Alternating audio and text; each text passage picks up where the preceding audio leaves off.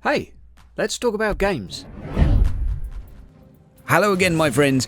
Good morning, good afternoon to you wherever you may be. It is wonderful of you to stop on by and decide to spend a few minutes of your weekend perusing the YouTube of Hydra.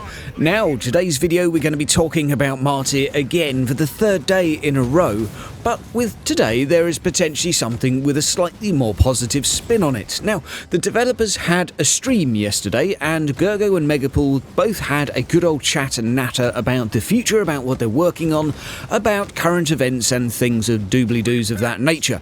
If you want to see the stream for yourself, there will be a link down in the doobly-doo of this video. Now, what is the big thing within this that they discussed? We're going to come to that in just a moment, but first, a few of the quick yes and no's that basically were thrown at them by the audience. Firstly, will there be mods? Answer, no. Basically, because their engine is homegrown, they apparently have some rule that they simply cannot allow others to have access to it. So, well, there you go, there won't be mod support to this game. This is pretty much set in stone. A big shame if you ask me, because the 40k modding community is one of the best, but hey, if that's what it is, maybe we can apply pressure, but maybe that is just simply decided for us. Next up, when will a new biome come? Well, they're working on one currently, but as it stands, the next season will have new assets, but probably an existing biome for now. So, what's coming up next? Will there ever be Terminator armor? Someone asked. And supposedly, maybe way in the future, but it's not something that's going to be happening anytime soon. Season 2 is supposedly going to have far more changes than Season 1, with a lot more new items and perks and balance changes and a bunch of other things. Console players, you guys are going to be getting your season in November. November's supposedly a busy month for them.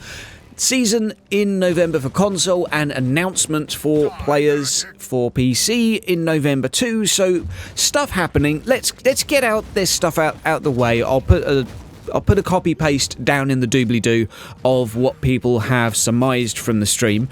Now for the big stuff.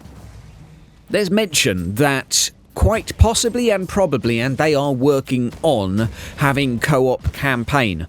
Finally. Absolutely finally. It was never a really popular choice, although I did see some loose justification for it, but it seems that they may be doing a U-turn on this design choice.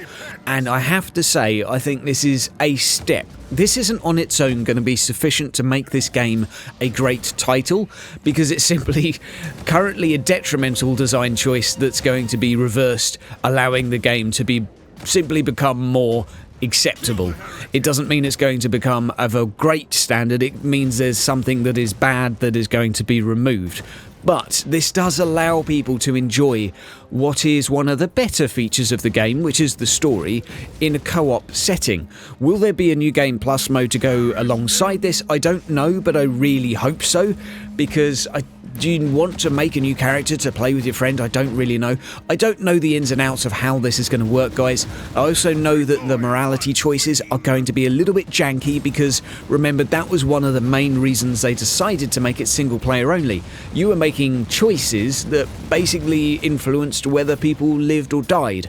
And if you're doing that in a group, you either have a voting system, which is stupid because it determines your actual, your individual character's alignment. Excuse me, had a frog in my throat. Yes, there was a bit of justification as to why to have it single player only.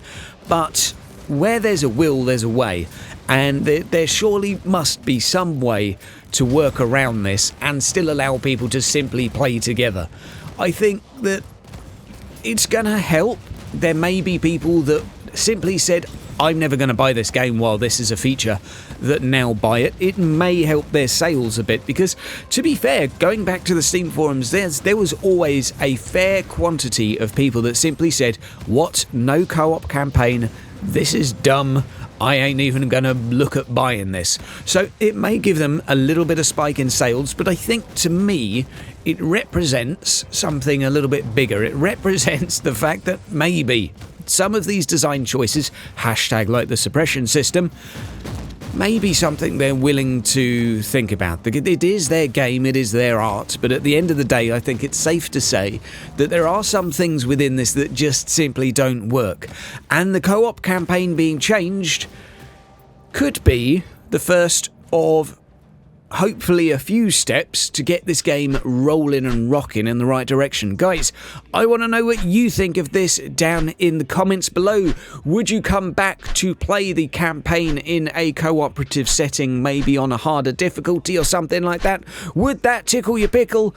I'll see you around. Have a great weekend.